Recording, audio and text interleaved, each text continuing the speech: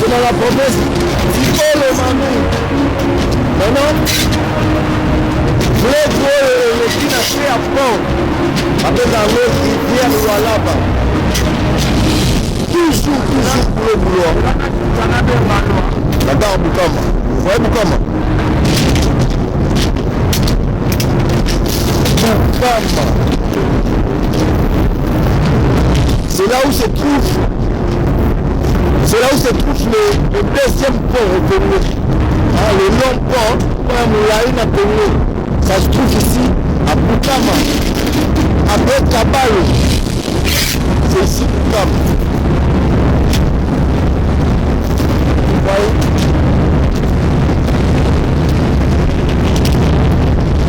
Dans Boukama.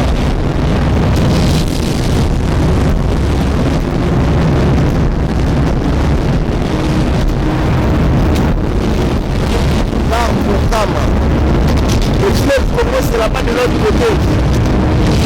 Vous voyez comment? Kama.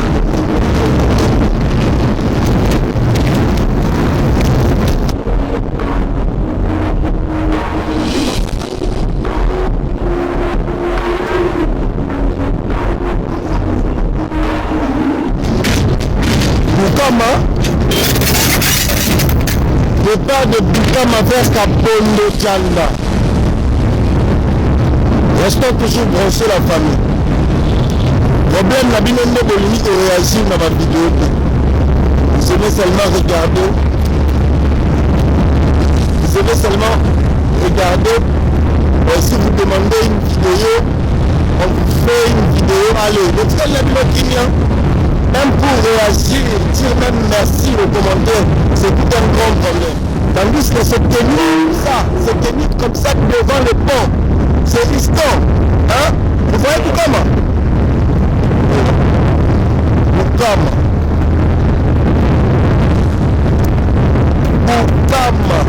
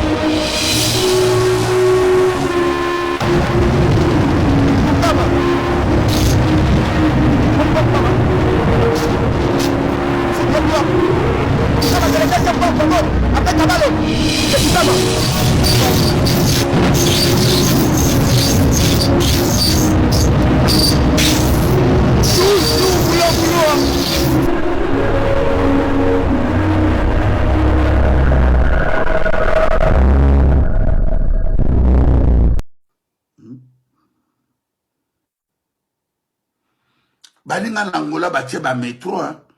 Tala Angola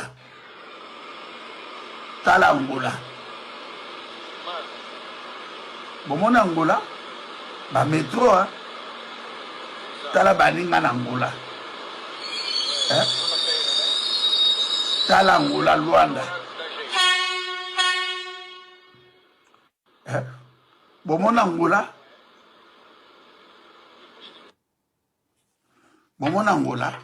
bino bo continuer kala ba avancer donc bo vani na Congo etongami te Congo na bambouteillage nazomona bino bozo buka ka bandaka bato botekelaka bato est-ce que bandako bozo buka oui bona rezo bo buka bandako na so etongama place est-ce que bozongiseli bato na bambongo na bango donc boyeka bobandi kobuka boyeka bobandi kobuka na batango pe bazoba pourquoi yo surdo zo de la pone tia masasi no beta bango obeti bango masasi tena musula so elo nyamboso collègue ni kama nini koyaka ku provoquer ngabo ite ya batu likube surtout très homme là elo nya Jean Pierre Mbemba retire ça monsieur allô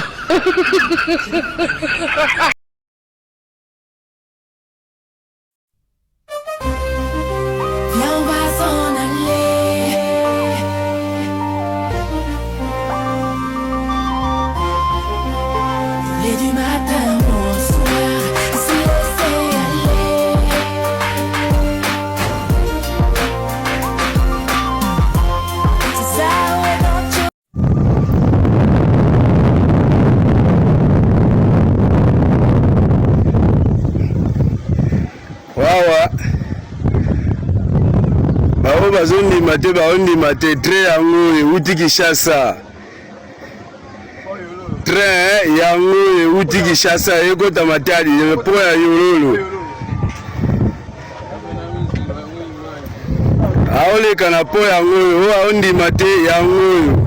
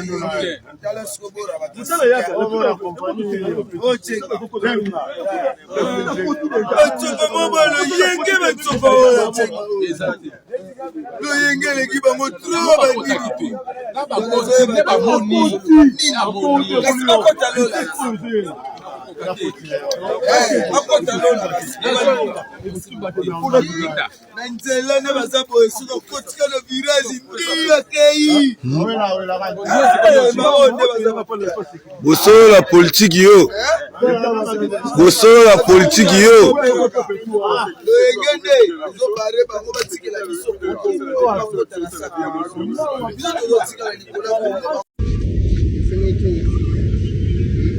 Service vidéo.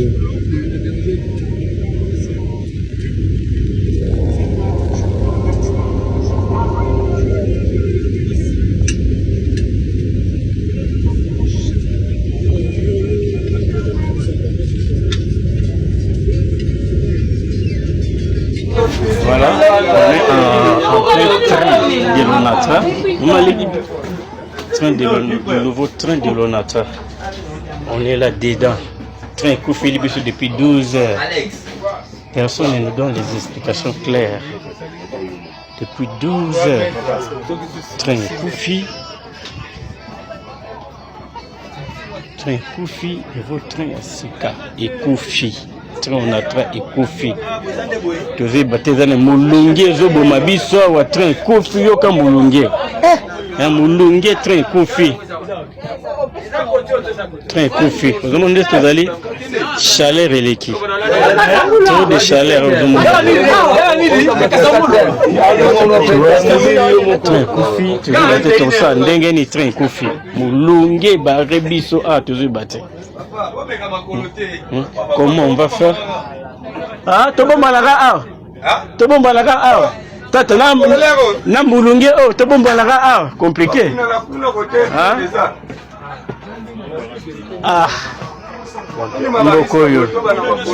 Donc compliqué très Koufi libiso a toujours battu ton sang ndengeni très asika. Pardon maman les qui sont très Koufi batolette mais exact c'est ça compliqué.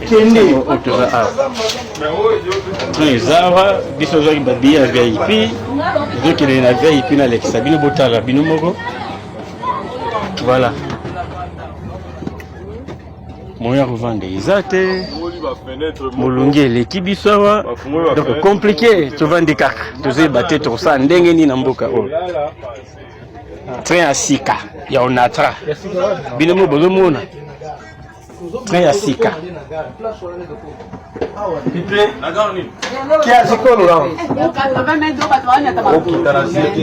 Donc il faut que tu fasses la kiazikolo, tu la kiazikolo très asika Onatra.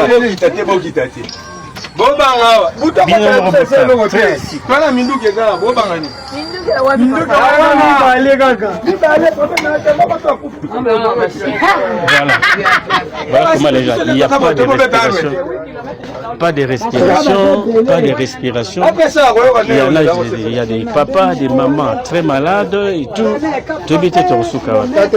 Et Bazo, se fait l'autre côté. On nous dit rien de tout ce qui se passe ici. Bazo, c'est l'autre côté. Et l'autre côté, on ne nous informe pas.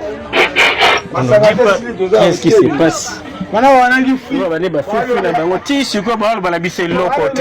Et l'autre côté, tu évites tobenga nani facha ko finga ma awa na Jean-Pierre Mbemba ko luka ba traîner ba oyo to ba VIP to za ta VIP passe yo ka skonde be informer biso. Nous nous excusons énormément par rapport au désagrément. Ba Tintin.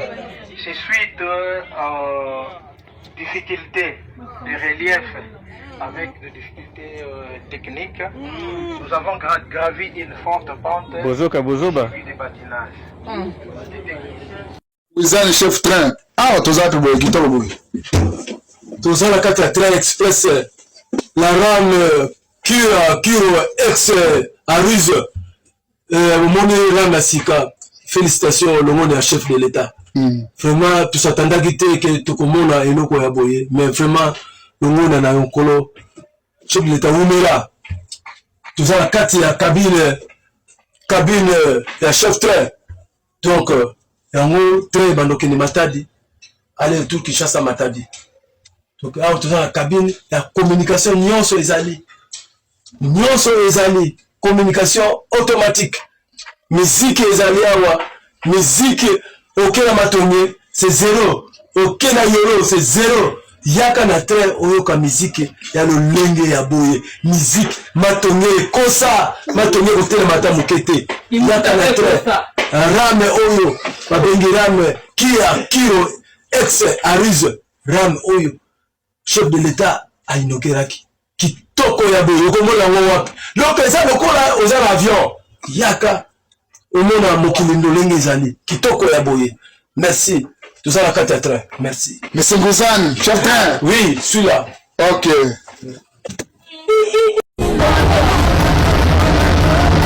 Bienvenue à bord du train express Kia Kiro.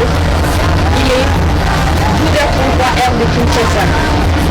Nous vous annonçons le départ de la gare de Kinshasa, sud-est, à Kasangulu. Nous allons parcourir de gare telles que Ndolo, Nam, Limete, Matete, Lemba, Kimota, Kingatobo et enfin nous allons arriver à Kasangulu. Nous vous souhaitons de passer un agréable voyage accompagné de notre équipe.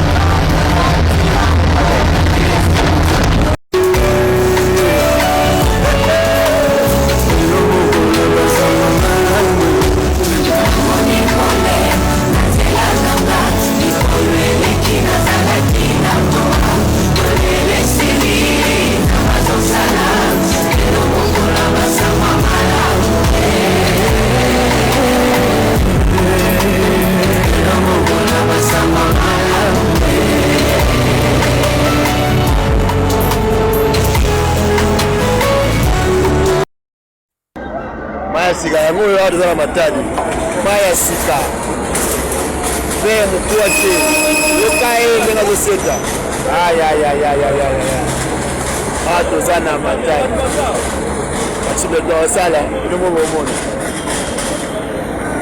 mai ya sika yango oyo ekei eza na bato ple na kati eza malili na kati ya kuna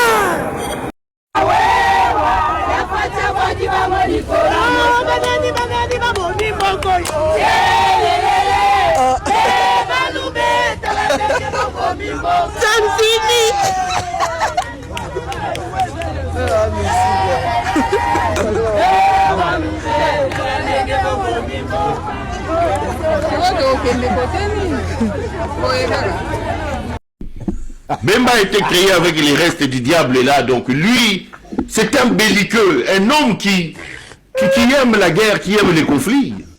Et pour ces diables des Jean-Pierre Bemba, il y a des gens qui sont réfractaires à la délivrance. Hein. Bemba est envoûté, il a des démons, même si la Vierge Marie est décédée. Vous pensez que Bemba sera délivré? Onatra relance les premiers voyages de l'axe Kinshasa-Matadi, premier train express au départ en présence du directeur général ainsi que de passagers. Tout cela a un prix imbattable, $25 pour la première classe et $50 pour la classe de luxe. Vitesse, confort, sécurité, les luxes à moindre coût. Ça fait longtemps qu'on n'a pas pu voyager entre Kinshasa et Matadi, et que la population est en souffrance avec les embouteillages qui sont sur la voie qui relie entre Kinshasa et Matadi. Et là, nous sommes très contents de la reprise des trains, et surtout que c'est une promesse du chef de l'État et la volonté du gouvernement de la République. La valeur réelle de notre pays, maintenant ça commence, parce que nous avons recommencé le chemin de fer. Et quand on parle voyageurs, c'est un élément apparent, c'est pour nous. Mais ce qui est plus important, ce sont les trains marchandises, que nous avons déjà démarré. Donc je pense que l'on est en train de renaître de ce centre. C'est le seul mot que je peux dire aujourd'hui. Le train a bel et bien quitté la gare centrale à 7h44. C'est un nouveau produit en phase de lancement. Alors notre attention est portée sur le produit train express. Après les lancements officiels du trafic ferroviaire Kinshasa-Matadi par les présidents de la République Félix-Antoine Tshisekedi Tshilombo, et bien l'Office national de transport ONATRA en sigle a donc organisé ce mardi 23 septembre 2025 un voyage test avec son nouveau train de 7 voitures financées par le gouvernement. Et bien le convoi est parti de la gare centrale de Kinshasa pour atteindre Kasangulu dans les Congo central. Et bien selon son directeur général de l'ONATRA, Martin Lukusa, cette randonnée avait également pour pour objectif de démontrer que le chemin de fer est bel et bien relancé en République démocratique du Congo et de rassurer également la population sur sa fiabilité. J'y arrive, témoin de l'événement, Gwina Luzamba et Junior Konodoli. Il était 9h du matin ce mardi lorsque les premiers passagers ont commencé à arriver à la gare centrale de Kinshasa. Parmi eux, le directeur général de l'Office national de transport ONATRA, Martin Lukusa. À peine arrivé, il s'est dirigé vers le train, déjà moteur en marche pour la randonnée ferroviaire. Une fois à bord, le convoi a quitté la gare centrale, cap sur la province du Congo central. Le voyage s'est déroulé dans la quiétude et l'aisance. Confortablement installés dans leur siège, les passagers ont savouré le trajet, profitant d'un train climatisé, équipé d'une connexion Internet gratuite par Wi-Fi et d'un service de restauration inclus dans le prix du billet. Sur le parcours, le train a marqué un arrêt au PK 326 où le directeur général Martin Lukusa a constaté l'avancement des travaux de réhabilitation de la voie ferrée. L'occasion pour lui de rassurer la population congolaise quant à la sécurité du trafic ferroviaire. Avant de les lancer officiellement, avec la quarantaine, nous sommes en train de faire un test ce matin pour voir d'abord l'état de la voie qui a été réhabilitée. Et on s'est arrêté expressément ici, puisque cette fois-ci, était coupé il y a plus de 3 ans. C'est parmi les points qui ont été réhabilités. C'est pourquoi nous avons demandé qu'on s'arrête pour qu'on voie comment les travaux ont été effectués, donner l'information à notre population qui peut continuer à nous faire confiance. Le chemin de fer est en train de devenir stable et sûr. Épargnés des embouteillages, les passagers ont atteint Kassangoulou en seulement 2h30. À l'arrivée, un accueil chaleureux a été réservé au directeur général de l'ONATRA par la population locale avant qu'il ne reçoive les honneurs de la police ferroviaire. Le premier client à effectuer ce voyage test n'a pas caché sa joie. Il faut qu'il y ait un commencement, et voici le commencement, et qui nous donne la chance, qui donne à l'ONATRA de faire mieux que ce que nous avons vécu aujourd'hui, car c'était une réussite totale. Profitant de sa présence à Kassangoulou, le directeur général Martin Lukusa a donné des instructions claires pour délocaliser toutes les constructions érigées aux abords du chemin de fer.